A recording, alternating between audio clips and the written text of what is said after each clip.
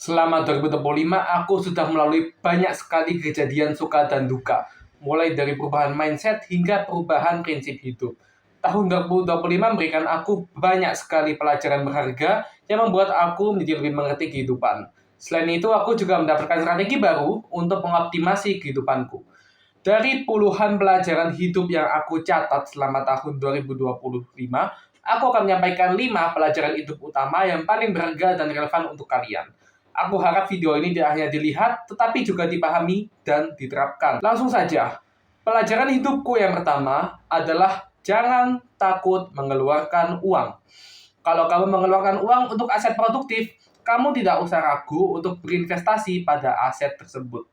Contohnya, kalau kamu beli aplikasi editor yang premium dan harganya 250.000 per tahun, aplikasi itu memiliki banyak fitur yang tidak ada di aplikasi editor lain. Setelah kamu hitung, kamu mendapatkan informasi bahwa biaya depresiasinya tidak sampai Rp1.000 dalam satu hari. Jadi kalau kamu membeli fitur premium itu, kamu yakin bisa mendapatkan uang lebih dari Rp1.000 per hari, lebih baik kamu langsung beli. Masih banyak contoh pembelian aset produktif yang akan memberikan return of investment yang tinggi. Dan tentu saja tidak akan saya bicarakan panjang lebar pada video ini agar tidak menguras waktu lebih banyak. Tapi ingat, kamu harus berani mengeluarkan uang untuk aset produktif setelah kamu memperhatikan analisis biaya dan manfaat. Apabila kamu belum melakukan analisis biaya dan manfaat, jangan pernah beli barang itu. Jangan terpengaruh oleh ketakutan akan tertinggal dari produk. Mereka suka memanfaatkan itu agar sales mereka bisa bertambah. Contohnya, mereka sering menggunakan konsep diskon yang seolah-olah akan berakhir setelah beberapa jam. Lebih baik kamu ketinggalan kereta daripada kamu masuk ke dalam kereta yang salah. Pelajaran hidup yang kedua adalah hindari mengikuti banyak kegiatan yang berbeda. Kamu harus fokus pada satu bidang saja dan jangan berpindah-pindah dari bidang itu. Kalau kamu fokus pada bidang teknologi, yang kamu pelajari adalah teknologi.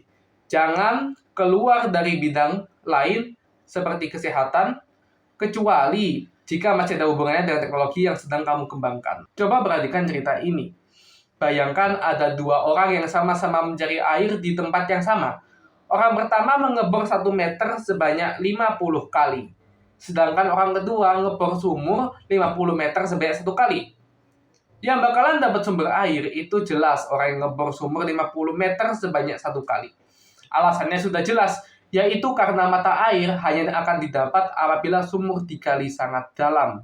Ilmu dalam satu bidang itu sangat luas, dan kamu jangan terlalu ego untuk mempelajari banyak bidang yang berbeda. Aku ambil contoh satu bidang yaitu membuat website. Di dalam pembuatan website terdapat front-end dan back-end. Kamu harus mempelajari sistem database, metode autentifikasi, web security, arsitektur perangkat lunak, DevOps, cloud hosting, prinsip UI UX, dan masih banyak lagi.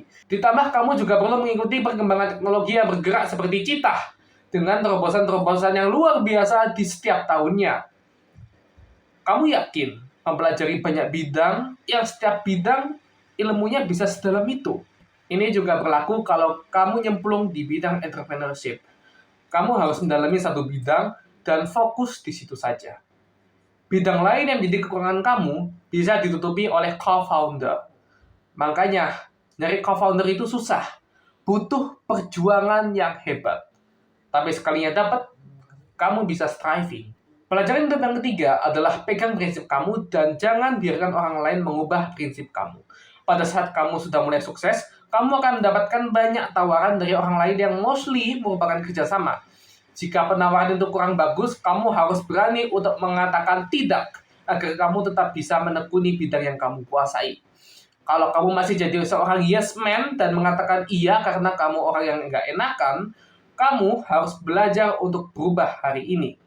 Ingat bahwa kamu harus menggali satu sumur sedalam 50 meter, bukan 50 sumur dalam 1 meter. Pelajaran hidup yang keempat adalah stres membunuh kreativitas. Jangan susun jadwal yang terlalu keras kepada diri kamu. Kamu akan rentan burnout. Jika sudah terlanjur burnout, akan sangat sulit untuk kembali ke fase normal. Sempatkan 30 menit untuk beristirahat sejenak sebanyak 6 atau 7 kali sepanjang harimu. Dengan istirahat selama itu, kamu masih memiliki waktu sekitar 12,5 jam per hari untuk berjuang menggapai impian kamu. Hanya saja bedanya, kamu melakukan itu dengan kondisi fresh, sehingga akan melampaui orang yang tidak beristirahat sama sekali. Menggunakan ponsel saat istirahat dapat membuat istirahat kamu menjadi tidak efektif. Apalagi jika ponsel itu kamu gunakan untuk scroll TikTok atau Instagram. Banyaknya informasi yang masuk ke dalam otak kamu melalui kegiatan scrolling malah membuat kamu menjadi lebih capek daripada sebelum beristirahat. Lebih baik gunakan waktu istirahat kamu untuk keluar dan berjalan kaki. Minimal, kamu harus pergi ke teras sambil memutarkan musik yang tenang. Itu lebih baik daripada sekedar scrolling. Kamu juga harus mengatur pola tidur yang benar. Apapun yang terjadi, jangan sampai total waktu tidur kamu kurang dari 6 jam. Kamu tidak akan bisa produktif jika kamu tidur di bawah 6 jam. Aku sudah mencoba memaksakan diri untuk tidur kurang dari 6 jam karena ada kerjaan banyak dan hasilnya aku menjadi lebih tidak produktif. Pelajaran hidup yang kelima adalah coba untuk menyusun RKU. RKU memiliki kepanjangan rencana kontribusi unggulan. Kamu harus memiliki visi pribadi tentang karya besar dan terbaik yang ingin dipersembahkan untuk umat manusia atau negeri. Ini akan memberikan motivasi hidup yang sangat kuat, sehingga jika kamu jatuh, maka kamu masih memiliki tekad untuk tetap berusaha. Jangan buat tujuan yang realistis, akan tapi buat tujuan yang idealis. Jika kamu berusaha keras, maka the sky is the limit. Itu tadi 5 pelajaran hidup yang aku ambil pada tahun 2025. Semoga kalian bisa menerapkan pelajaran hidupku pada kehidupan kalian. Sampai jumpa dan see you on top.